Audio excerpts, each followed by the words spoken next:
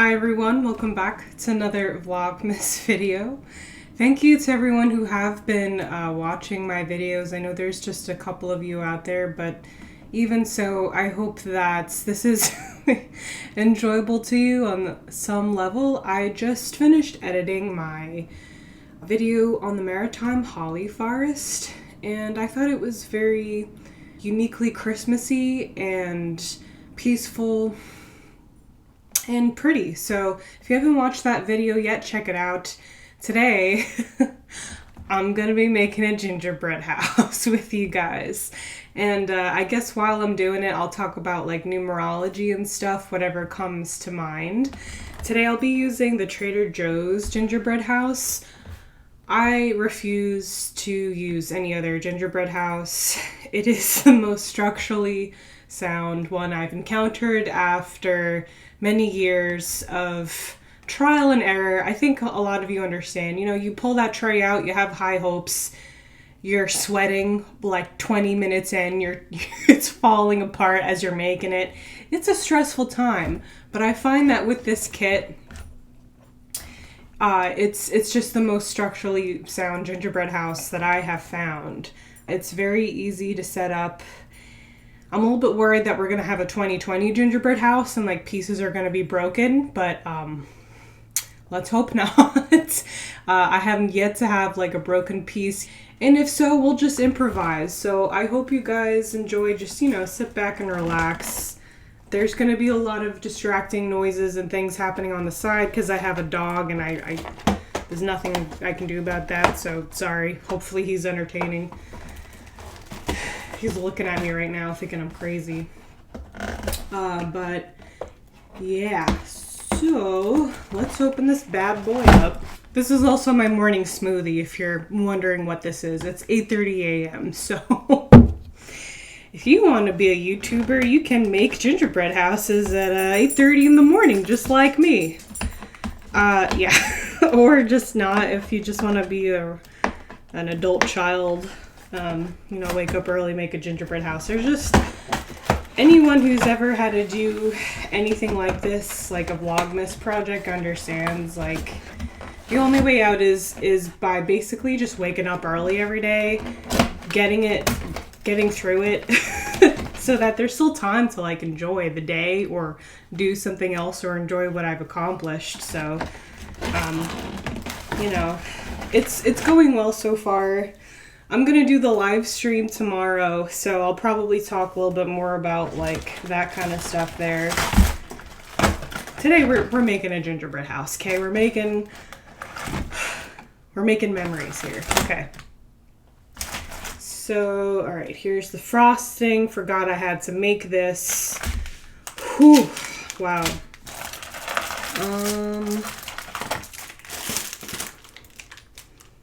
The gingerbread. This is just such an appropriate video to make during the 4-year of the home. Just gonna mention that. Oh, this is a consciousness channel based in numerology after all.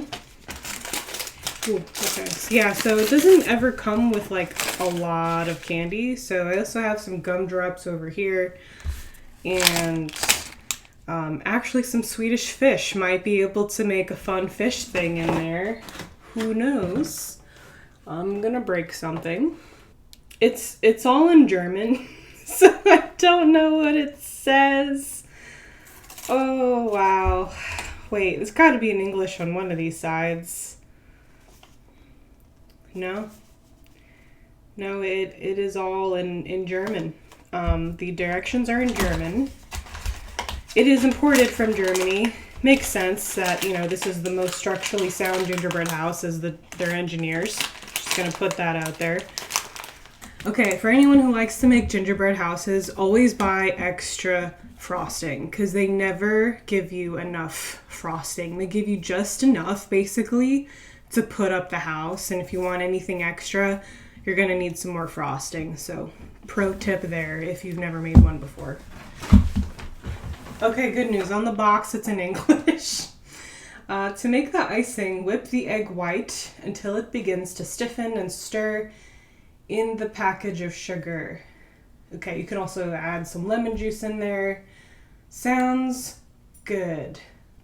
How many egg whites? Oh, 1 egg white.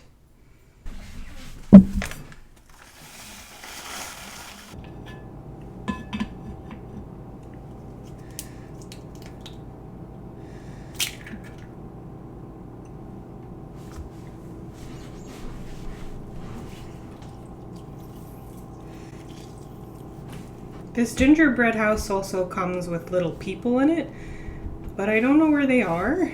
Like, a lot of people that I know who like to make gingerbread houses make it like this perfectionist pursuit of like beauty, but like this is a child's activity. Like, this is meant to be fun. My frosting is very, very goopy. I hope it's not too wet. I worried that I put too much lemon juice in it.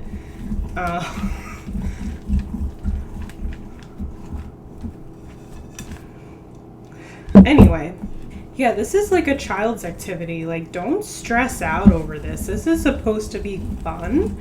Remember when we didn't give a flying fuck about anything? It was just like you wanted to do it just to do it, and we learned how to play. This is the kind of thing this is, you know? I just want to see real quick what the heck is in here before I load this bag up. And then I promise, once I get situated here, I'm going to start talking about stuff other than making this gingerbread house. Hope you can hear me over the plastic. Okay. Ooh.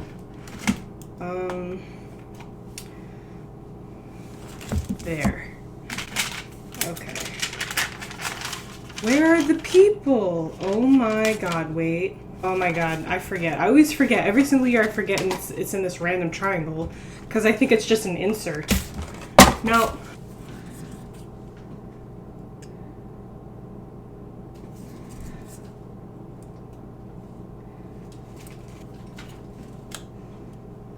There's also a little dog over there. That's Farley. So one of the things I realized recently after making and editing my November vlog, which was about,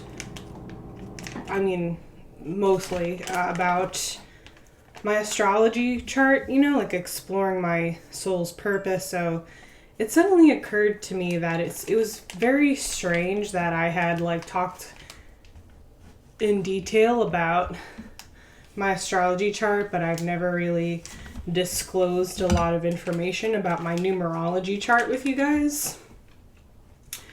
Which, you know, if you're new here, is strange because a lot of my videos, most of my videos are really just about my numerology practice. So I would like to just take a moment to share with you some of my numbers. If you have watched any of my 5 life path videos, you know that I'm a 5 life path, so that's the most important number to know.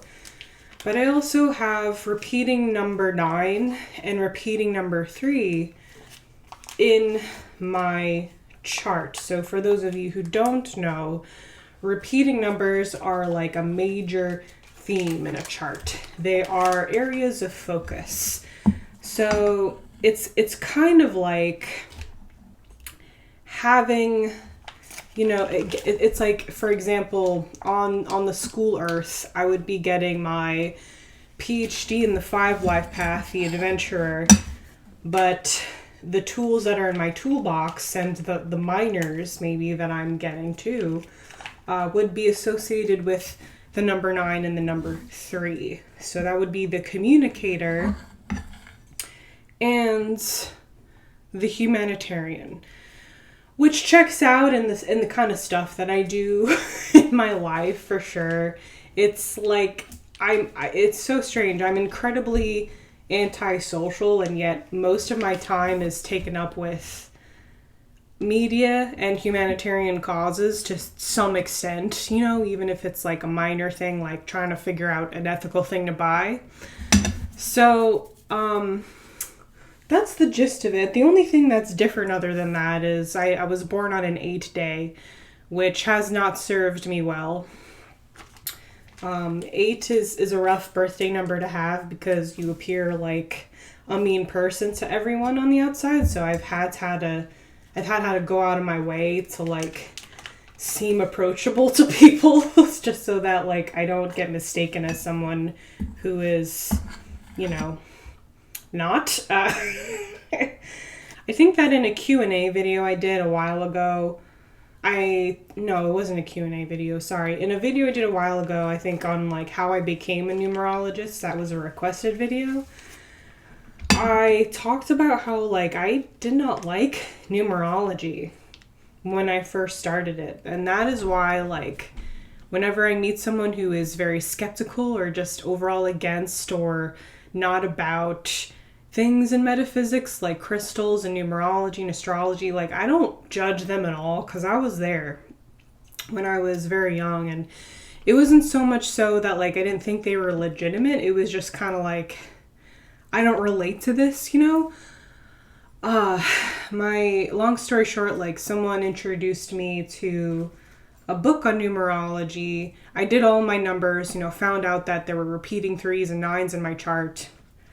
Didn't resonate with that at all because I am such an introverted person, and like all the things I were reading about double 3s and the 3 everything was like loves to dress up and loves to talk, loves to hear themselves talk on the phone, and like all this like kind of surface level bullshit. And it was like there's like a few things that I hate in life, and it's pictures of myself, it's dressing up for an occasion. I'd rather stay in my pajamas at home all day, and like just general extroverted attention, like the kind of surface level social light influencer type of person that we have now is what that book was describing, and I'm not that person. I'm the exact opposite kind of person. So, I didn't like numerology in the beginning. I was like, this doesn't make any sense. But the thing is that I just think that because numerology is not as popular as astrology, and because a lot of it has not been, like it's been lost or understudied, there's just a lot of misconceptions about the numbers, because what you have to do at that point is just make it for everyone. So it gets watered down. This person was just, using their own experience, but a limited view of their experience. Of course, every 3 life path isn't going to love the limelight and just want to talk all day, and dress up and be happy like that. Like, of course not. You can't, there's 7 billion people on the planet. You can't say that all those people are like that. It doesn't make any sense. There's obviously a deeper level to numerology, right? Like what we're seeing with the evolutionary astrology movement, there's kind of like an evolutionary numerology aspect to it too. And to really get done at that level, you have to study it. Like you have to read many books, you have to do many charts, you have to meditate on it a lot, you have to do a deep dive synthesis of the numbers to come out of numerology and use it for things other than like how it serves you. Like, like so much in numerology disgusts me. It's like, lotto numbers or how to manifest your dream job, and I'm just like, we're here for more than that. We really are. Like we're whizzing around the sun at 1,000 miles an hour on a space rock, flying through space around a supermassive black hole amidst a universe of everything else. Like your dream house is not the objective here. Like that's the byproduct. The objective here is an exploration of self, of manifest destiny on all levels, of love and compassion, it's a journey, a vast journey of consciousness. And so that is just so hard I find, within numerology and many areas of spirituality these days. So that's why I didn't like numerology in the beginning. But what happened was I started just doing everyone else's charts when I discovered I didn't like numerology, I just started doing like, my family members. This is a delicate process, so I got to make sure I don't break this. Okay. I did everyone's charts that I know very intimately, and I started to see some patterns. Some patterns not only in the book that I was reading, but like with myself, like, slowly accumulating my own understanding of the numbers based on knowing their base truth. You could just like go online and see like, 3, communication, 4, the home, what have you. Start to look at it at a more esoteric level, study that, dive deep into that meditation, and then come out of it and realize like, I started doing charts for other people. Like when I was about 15, I would take a lot of trips to my sister's place at the time in Virginia, and she like treated me like an adult, and I would, she would have these small gatherings, and we would be, around a campfire drinking or whatever, and I would be doing these people's charts and freak them out, even though I had only been studying it for like a year. So a lot of people ask me, especially recently, I had this question, like this person confronted me with the question, what is your numerology practice? Like, is it just knowledge, or is it like, intuition? Like basically she wanted to know if I was a psychic, and it was like, my question was then, like, what is the difference? Wait a minute, I need to make sure I'm doing this right. Do I have it positioned right? No, this is good. Okay. We're fine.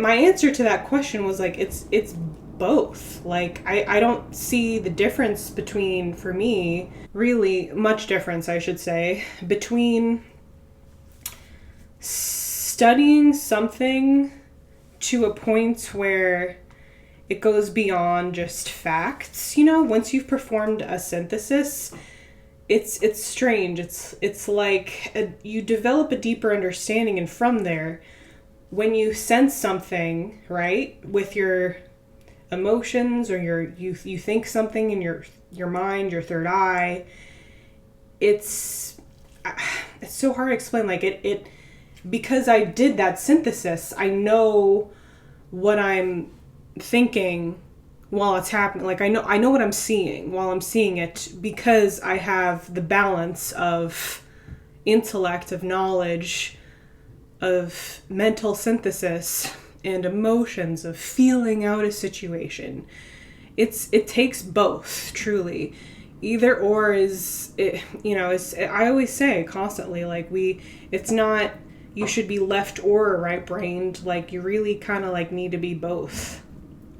This is, stuff's happening. So I'm gonna just regroup here for a second. Hold on.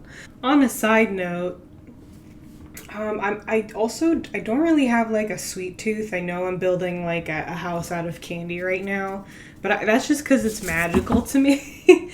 I have a salty tooth, so like my favorite foods are like pickles and any kind of potato and sushi. I'm about that salt, so like the holidays never really give me that kind of sugar rush. I just think this is pretty. I'm definitely, I don't ever eat these. Like some people like to test, like sometimes the cookie is high quality and like you can eat it, but I'm like, no thanks. Oh my God, why? All right, I put too much in. That's the problem. So learn from my mistakes. Don't put too much in the bag, or this is what happens. All right, this is where it gets stressful, guys. So like, bear with me. Take time to let the icing dry. Like lather it on there. Let it drip everywhere, because guess what? At least I like to like just lather the whole thing in frosting anyway, so it doesn't, oh god. This is falling over. Remember when I said this had structural integrity? Here we go. You kind of just have to hold it in place until it dries. That's the thing, and it takes patience. Yeah, it looks okay. I'm just gonna hold it in place here for like a few minutes. Should probably at least like 5 minutes actually. Just hold it here.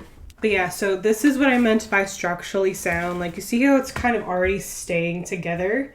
It's not the most beautiful house you'll ever see, for sure, but it is definitely the least stressful gingerbread house. And Trader Joe's gingerbread house, I highly recommend, if you got kids or if you are childs like me. Yeah, and that is how I am. That double three is like, I do have a good inner child.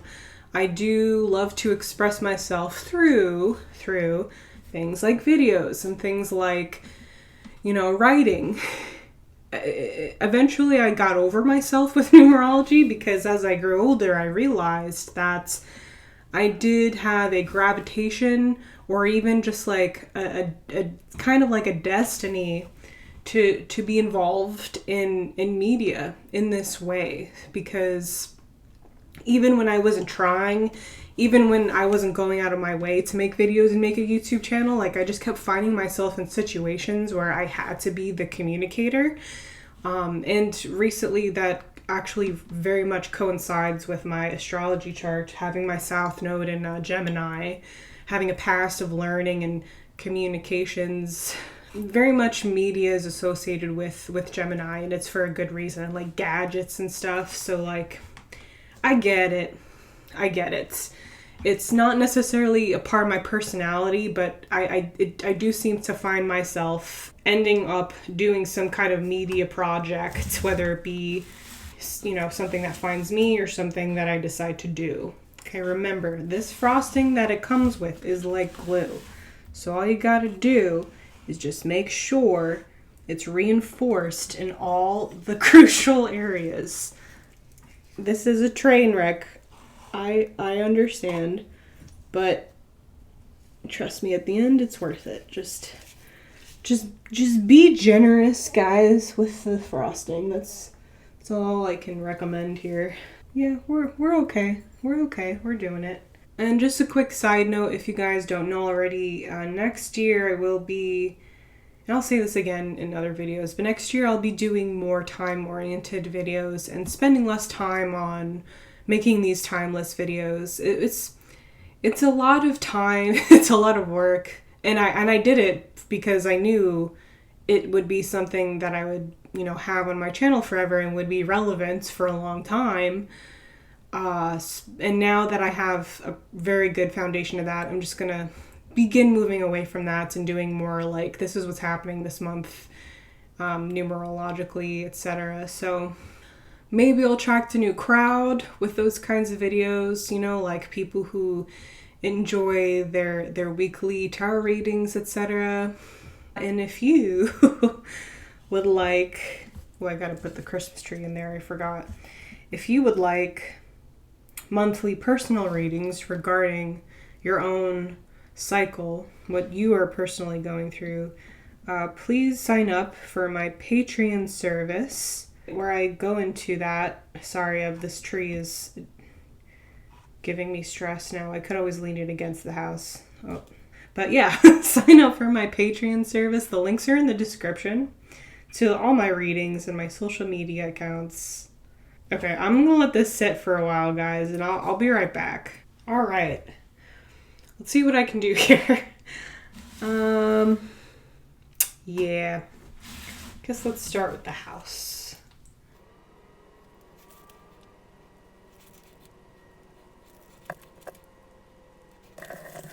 Let me know in the comments what you like to do during Christmas time. Do you like making a gingerbread house? Everyone has like some really fun traditions for Christmas and Hanukkah that I just like hearing about, It's really interesting to hear like what people develop over time, or, just let me know how you're doing. In my Patreon video for this month, I talked about it, being the 7 month, 4 year, and out of all the years, this is really a great time to have like a quaint, peaceful Christmas, kind of like private, because the 4 and the 7 are both very like introverted kind of numbers, very observant, something that you just do on your own, like making a gingerbread house by yourself. That is a very 4 and 7 thing to do during December in this time of like magic. And we usually have lots of plans. We usually have lots of, we finally get to see people, some of us, and we just don't have that, a lot of us this year, unfortunately. So, but it's okay, because this is actually a great opportunity to prepare mentally, emotionally, for what's to come for the next year. So take advantage of it. It doesn't have to be all bad. Okay. This is going very smoothly.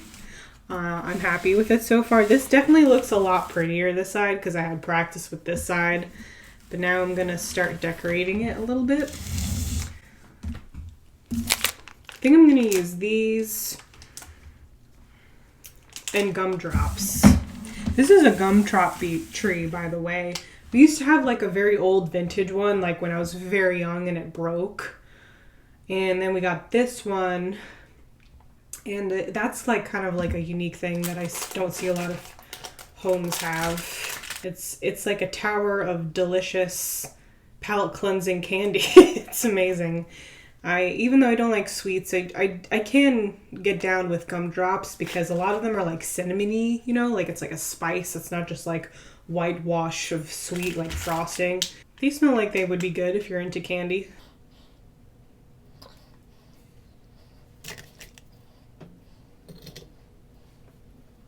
Will that stay? I don't know.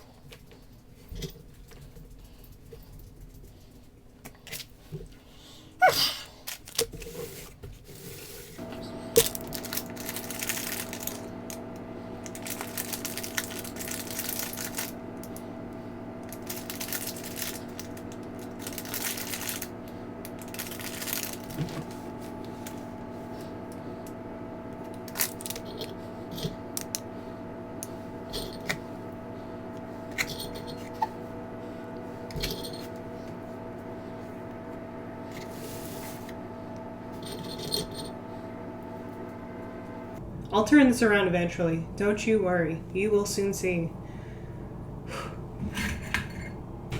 Snow. Alright. Farley is bringing out the toys, so brace yourself. Okay, I figured out what I'm going to do with the fish. I'm going to make a small pond out here in the front. And I'm going to put fish in it. Okay, so yeah, the story is that this is a lakeside house. And they're just right there on the water. This is why you need extra frosting, guys, because then you get to be creative like this. You could have made this grass, you just some food coloring, green food coloring. But as a fisheries biologist gal, I think that this is really what I'm about here, so. Okay, I'm going to turn it to the side so you can kind of at least see what I'm doing. Sorry, I was kind of keeping it to myself the whole time, but... Okay. So, let's see here. I don't know if you can see Farley there, but he's very energetic in the mornings, and like sometimes so much so in like the very early morning that by like 9 he needs a nap. So maybe he's winding down a little bit now. This looks fucking great. This looks great. I love it.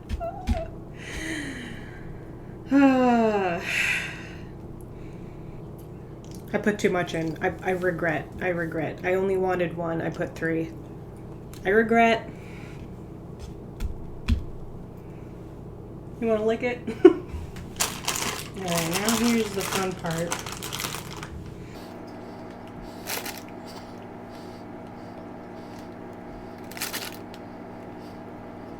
They're too big, but I don't care. This is one of my favorite candies when I was a kid. Oh my god. If I had the time, I would configure a little fishing pole so that like one of them they could have like a little fishing pole and like I could attach some lines, you know, to like a fish or something, but this is what we got here. Alright, well, thank you so much if you watched this very dumb video. I'm sorry, I'm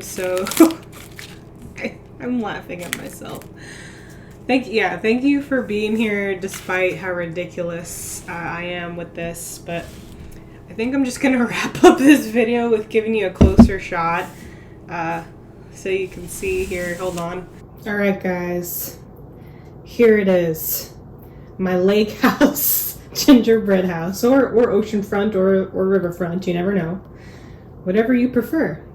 Dad's up on the roof getting those lights up. They have just decorated the tree. They are happy about it. That's their little dog.